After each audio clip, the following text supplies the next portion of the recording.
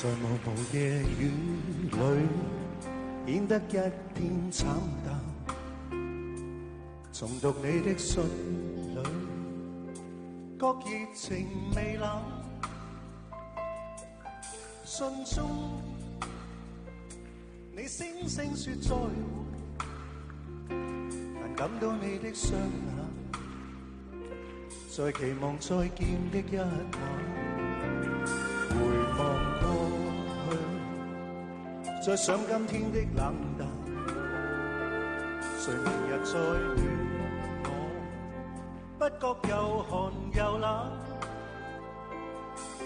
相片中燭光中的晚飯，香檳芬芳的揮灑，在刺激我的眼。